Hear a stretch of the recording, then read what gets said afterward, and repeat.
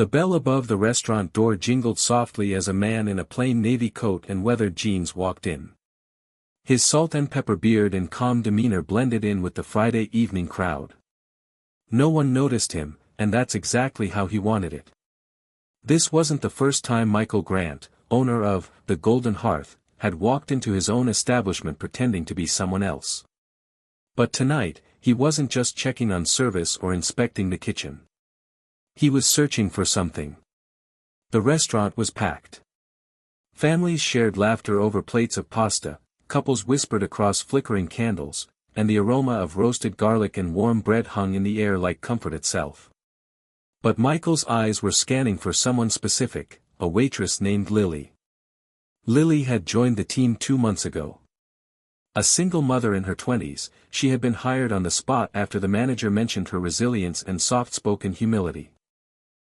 Michael had never spoken to her directly, but he had noticed the way she went out of her way to help others, slipping a muffin to the homeless man outside or covering a coworker's shift without complaint. Tonight, he wanted to see her in action for himself. He took a seat in the back corner booth, the one beneath the antique lantern he personally installed years ago. A few moments later, Lily approached, pen and notepad in hand, her long brown hair pulled into a messy bun and dark circles under her eyes only half hidden by makeup. "Good evening, sir. Welcome to the Golden Hearth. My name's Lily, and I'll be taking care of you tonight. Can I start you off with something to drink?" Michael smiled warmly. "Just water for now. And thank you, Lily." She blinked, surprised he used her name. "You're welcome," she replied with a gentle smile.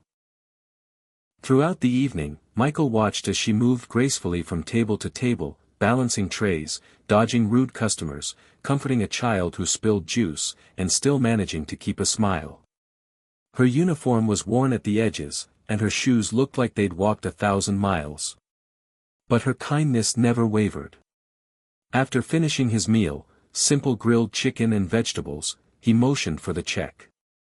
Lily placed the bill on the table with a small folded note attached. "Thank you for dining with us, sir.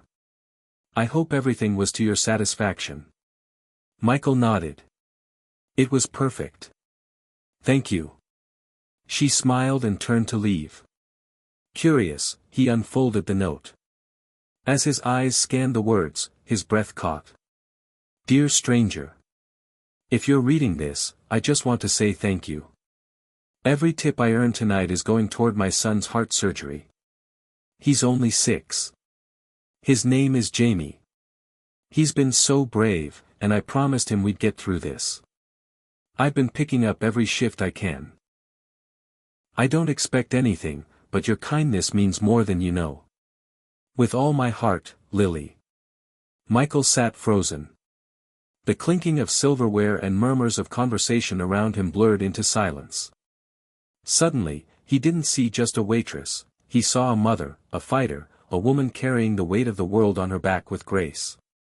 He pulled out his phone and texted the manager, "Close out table 42 anonymously. And bring me Lily's file." He left a $500 tip, slid the note into his coat pocket, and quietly left the restaurant. The next morning, Lily walked into the restaurant bleary-eyed from a night at the hospital. Jamie had another episode, and the medical bills were piling up faster than she could count. "Lily," the manager called, motioning her to the back office. She feared the worst. "Am I late?" "No, you're fine. Someone wants to see you." She stepped inside and gasped. The man from table 42, the one with kind eyes, was sitting behind the desk. "You're the owner?" Michael stood. "Michael Grant." "And yes, I am." She stammered. I'm sorry, I didn't know. I didn't mean." He held up a hand. "You have nothing to apologize for. You've been an incredible asset to this place. But I read your note, Lily. About your son." Tears welled up in her eyes. "I shouldn't have done that. I was just desperate." "No," Michael said gently. "You did what any mother would. And you did it with dignity. I want to help. She shook her head. I couldn't ask. You're not asking. I'm offering. He handed her a check. $75,000. Enough to cover the surgery and recovery. She broke down sobbing. I don't understand. Why would you do this for me? Michael's voice softened. Because once, a stranger did it for me. When I lost my wife, I was raising my daughter alone. A man I barely knew helped me stay afloat. I promised him I'd pay it forward one day. Lily clutched the check to her chest. You have no idea what this means. Michael smiled. I think I do. Months passed. Jamie had the surgery. It was a success. He began running around the hospital hallways with the energy of a child reborn. Michael visited often, becoming a friend and mentor. He even set up a scholarship fund in Jamie's name. Lily returned to work, but not as a waitress. She became part of the restaurant's management team, helping train and mentor new staff. Her story inspired others, customers and employees alike. She never stopped writing notes of gratitude. But now, she also wrote words of hope. One afternoon, a young busboy named Carlos found a folded piece of paper tucked in his apron pocket. Dear Carlos. Keep going. I see how hard you work. One day, your dreams will find you. Just as mine found me. With kindness, Lily. 1 year later, on the anniversary of Jamie's successful surgery, the restaurant hosted a charity dinner for local children with medical needs. Lily gave a heartfelt speech in front of hundreds of guests. My son is alive today because someone believed in us. Because someone looked past the uniform and saw a mother's love. And I'm here today because of that moment, when a stranger sat in my section and didn't just eat a meal, but heard my silent cry for help. The audience was silent, many wiping away tears. Michael stood in the back, quietly observing with pride. That night, they raised over $200,000 for other families in need. Michael matched the donations anonymously. Lily never knew. But her light continued to spread.